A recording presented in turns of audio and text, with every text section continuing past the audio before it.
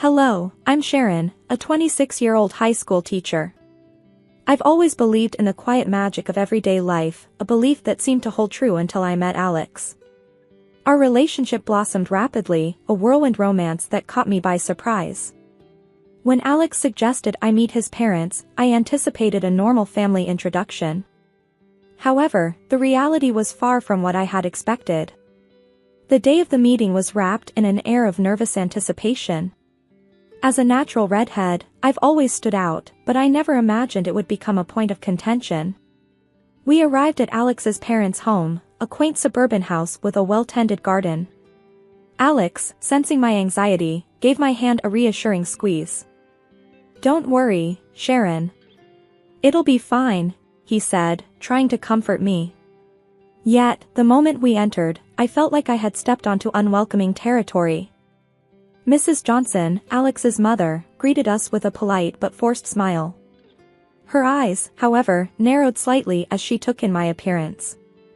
"Oh, a redhead," she said, her tone laced with a hint of disdain. "You know what they say about redheads. They're always the ones to watch out for." I felt my face flush with embarrassment, the comment catching me off guard. Alex, clearly upset by his mother's words, responded with a hint of irritation in his voice. "Mom, that's an old wives' tale. Sharon is nothing like that." Mr. Johnson, who seemed younger than his years, stood by, nodding in agreement with his wife's assessment, but not contributing his own words to the conversation. Attempting to defuse the tension, I tried to turn the comment into a joke. "Well, the only thing I'm guilty of cheating on is my diet," I said, forcing a laugh.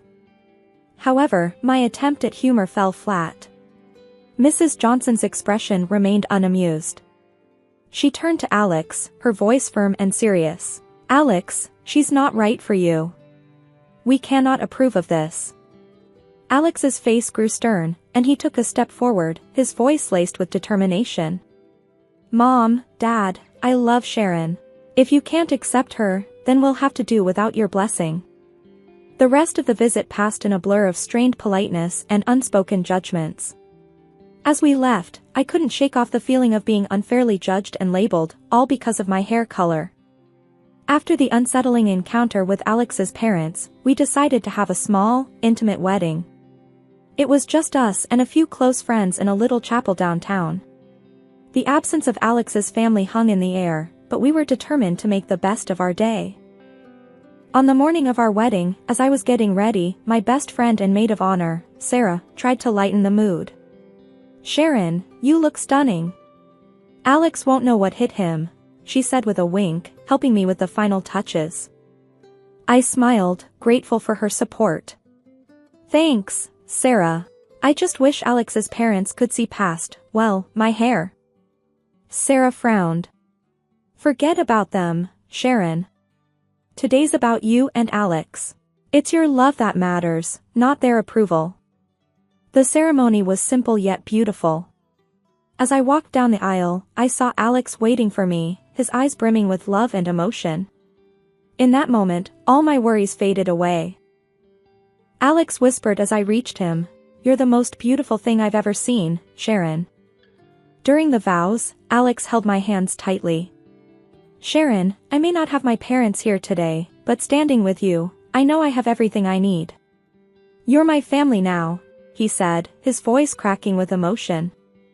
I replied, my own voice filled with emotion, "Alex, I promise to stand by you, through challenges and joys. Your heart is my home." After the ceremony, our little group celebrated at a local restaurant. The laughter and joy around us were a stark contrast to the rejection we'd faced. Yet, in that small, cozy setting, I felt a sense of peace and belonging. As we cut the cake, Alex said jokingly, "Well, I guess this makes us official partners in crime now, right?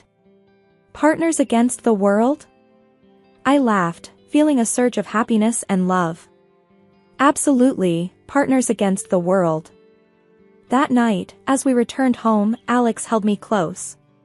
"Sharon, I know today wasn't what we initially dreamed of. But having you by my side makes it perfect." I nestled into his embrace, feeling a sense of completeness. Our quiet wedding, though not grand, was a profound declaration of our love and commitment, a testament to our strength together, despite the odds. After the wedding, Alex and I hoped things would settle down, but the dinners at his parents' house only grew more tense.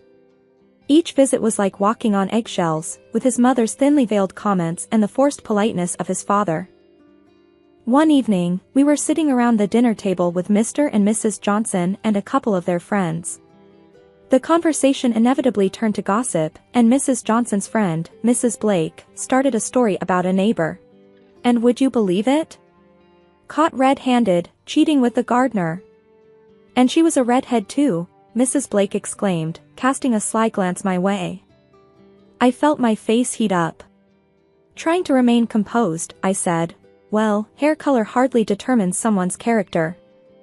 Mrs. Johnson chimed in, "Oh, but you know how it is with stereotypes. There's always some truth to them." Alex, noticing my discomfort, quickly tried to change the subject. "Mom, how about we talk about the new garden you were planning? Sharon has some great ideas for landscaping." But the damage was done. The insinuations hung in the air, making the rest of the dinner extremely uncomfortable. As we were leaving, I couldn't help but express my feelings to Alex. "I can't keep doing this. It feels like they're judging me all the time." Alex sighed, a look of frustration crossing his face. "I know, Sharon, and I'm sorry. I just don't understand why they can't give you a chance." On the drive home, we were both quiet, lost in our thoughts. The constant strain of these dinners was taking a toll on me, and I wondered how long we could endure this. The dinners at Alex's parents' house had always been a source of anxiety for me, but they became increasingly difficult when his mother started asking me uncomfortable questions. One such evening, I had reluctantly agreed to accompany Alex, hoping things might be different. But as we sat down for dinner, Mrs. Johnson's intrusive questioning began. "So, Sharon, tell me about your work. How many male teachers are there at your school?" Mrs. Johnson asked, her tone casual but her eyes sharp. I was taken aback by the directness of her question. There are a few, but I haven't really counted." "Why do you ask?" Mrs. Johnson leaned forward, her voice laced with insinuation. "Just curious. Any of them particularly handsome?" I could feel my face flush with discomfort. "I really don't think of my colleagues that way," I replied, trying to keep my voice even. Alex, noticing my discomfort, chimed in, "Mom, why does that matter? Sharon's committed to me, and that's all there is to it." Mrs. Johnson waved her hand dismissively. "I'm just making conversation, dear. No need to get defensive." The dinner continued in this vein, with Mrs. Johnson probing and me trying to deflect her questions. It was clear she was insinuating something about my fidelity, which was both insulting and baseless. On our drive home, I expressed my feelings to Alex. "I can't believe your mom. Her questions tonight were completely out of line. I felt like I was being interrogated." Alex sighed, his hand tightening on the steering wheel. "I know, Sharon, it's ridiculous. I don't understand why she's acting like this." "That's it, Alex. I don't think I can go back there. It's too much for me," I said, the decision weighing heavily on me but feeling necessary for my own peace of mind. Alex was silent for a moment before responding, "I get it, Sharon. And I'm sorry. It's not fair to you. I'll talk to them about it." From then on, I stopped attending the dinners. Alex would go alone, and each time he left, I felt a mix of relief and sadness. Relief that I didn't have to face the awkwardness, and sadness at the rift growing within his family because of me. It had been several weeks since I decided to step away from the uncomfortable dinners at Alex's parents' house. This decision, though made to preserve my sanity, led to a series of unsettling revelations that Alex brought home from his solo visits. Each account seemed more incredulous than the last, leaving us in a state of constant bewilderment and frustration. One such evening, as we curled up on our sofa, the comforting warmth of our home contrasted sharply with the cold tension Alex had carried back. He seemed particularly distressed, his normally calm demeanor replaced by a look of utter disbelief. "Sharon, I'm not sure how to even start explaining what happened tonight," Alex said, his voice heavy with unease. "What happened?"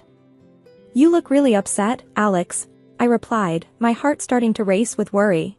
He took a deep breath, choosing his words carefully. "You know I've been going to these dinners alone, right?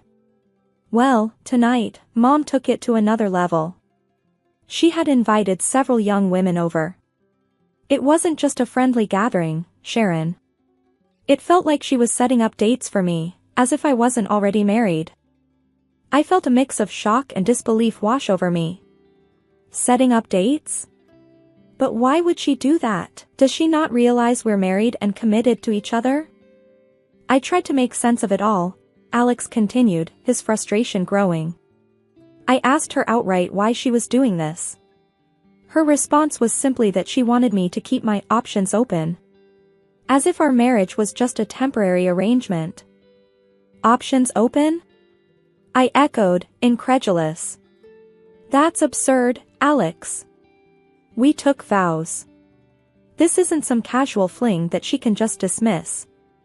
Alex nodded, his hands clenched in frustration. Exactly. I told her that I'm committed to you, that you're my wife and I love you. But she just seemed to brush it off, as if our marriage was some sort of juvenile phase. The conversation left us both reeling.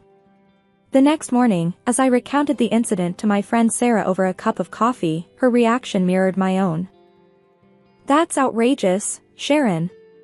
How can his mother blatantly disrespect your marriage like that? It's almost like she's trying to sabotage it," Sarah exclaimed, her eyes wide with shock. "I don't know, but I can't keep dealing with this. It's like she's living in denial," I replied, feeling drained just thinking about it. Alex and I agreed that we needed to create some distance from his parents. This decision, though difficult, was necessary to protect our marriage from the constant undermining and disrespect. However, the following weeks, though void of direct confrontation, carried an undercurrent of unease and tension. As the days passed, I found myself constantly reflecting on Mrs. Johnson's actions. Her blatant attempts to set Alex up with other women, right under our noses, were a direct attack on our relationship. I wondered what we had done to deserve this treatment. Why was she so intent on destroying our happiness? Alex, too, was deeply troubled. "I just don't understand her, Sharon. Why can't she see how happy we are together? Why can't she accept our marriage?" The distance we created from Alex's parents brought a temporary peace, but that calm was shattered one ordinary school day.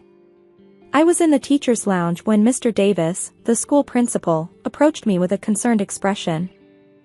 "Sharon, can I have a word with you in my office?" he asked in a tone that immediately set me on edge. "Of course, Mr. Davis," I replied, my mind racing with possibilities. In his office, Mr. Davis closed the door and gestured for me to sit. "Sharon, I had a rather unusual visitor today," he began, his brows furrowed in disapproval. My heart sank. "Who was it?" "Your mother-in-law, Mrs. Johnson," he said.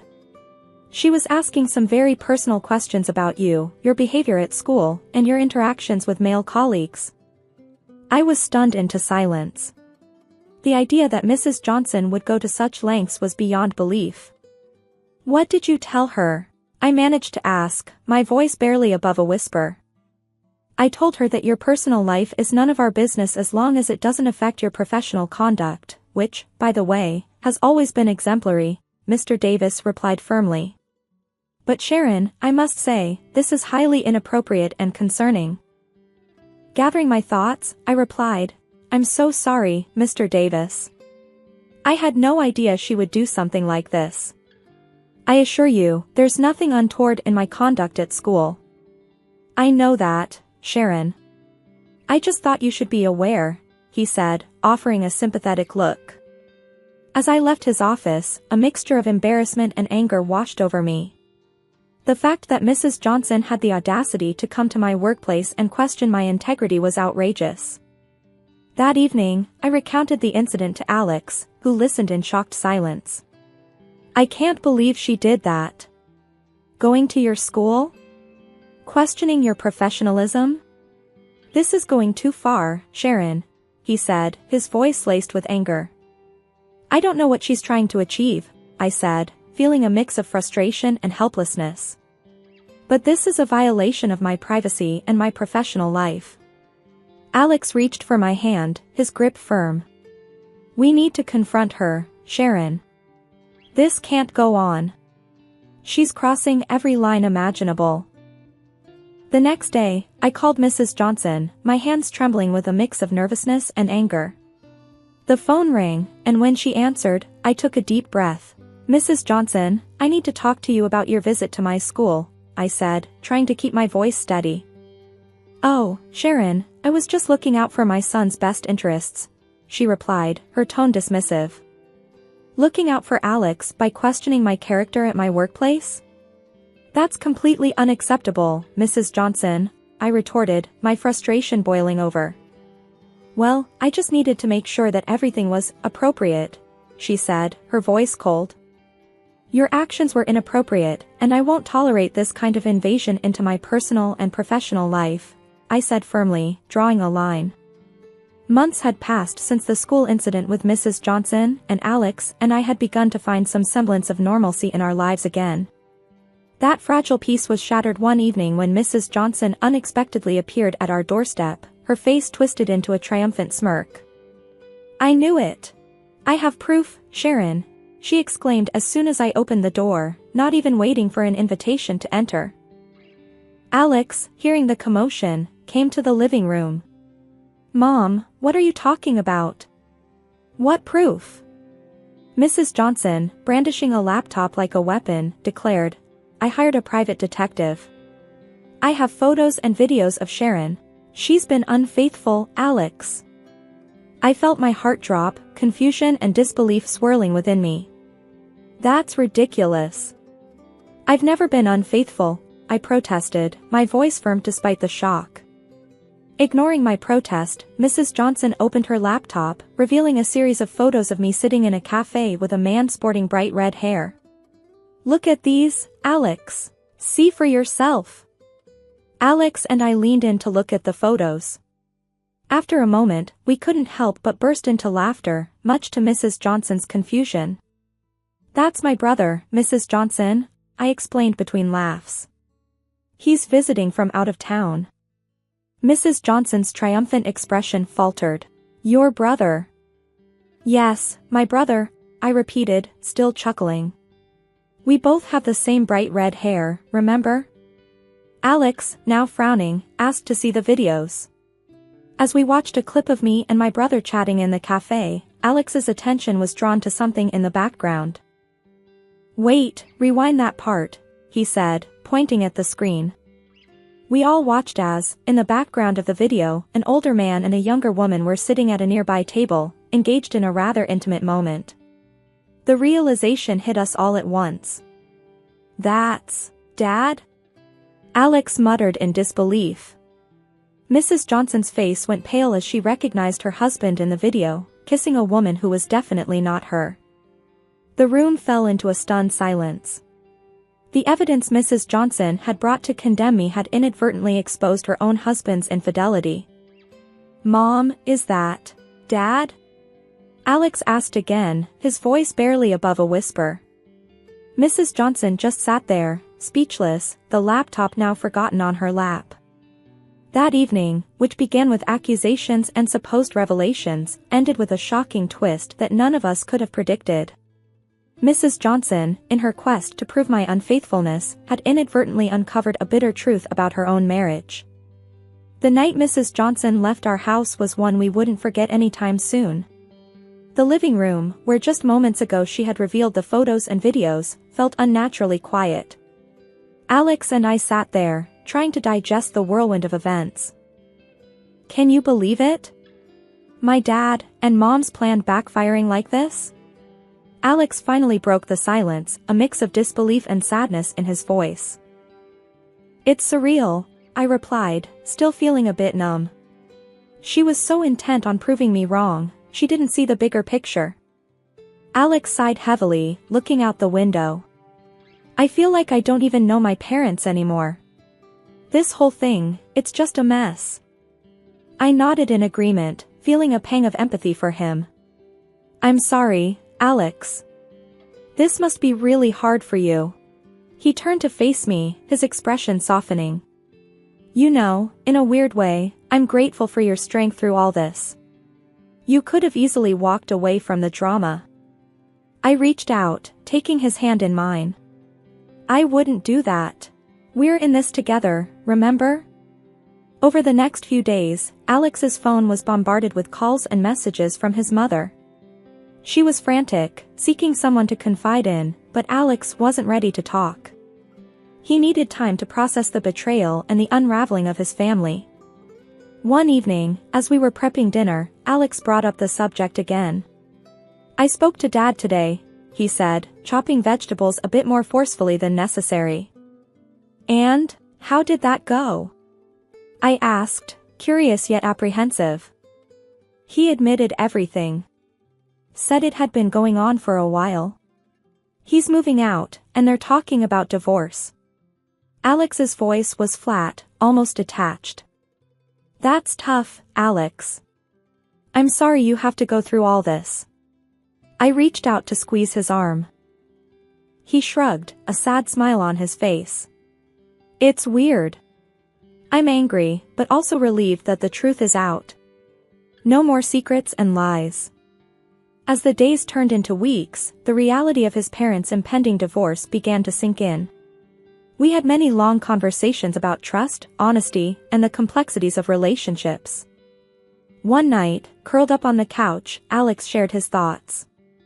You know, Sharon, all this with my parents, it's made me realize how important honesty is. And how much I value what we have. I leaned against him, feeling a sense of solidarity. I agree. It's been a roller coaster, but it's also shown us how strong we can be together. Exactly. We've weathered this storm as a team. It's not been easy, but I feel like we can handle anything now, Alex said, a note of determination in his voice. In the weeks that followed, we saw less of Mrs. Johnson. The revelation of her husband's affair and the subsequent fallout had taken its toll on her. Despite everything, I couldn't help but feel a twinge of sympathy for her. But still I couldn't forgive her. Not now. Maybe someday I'll be able to forget about what she did to me.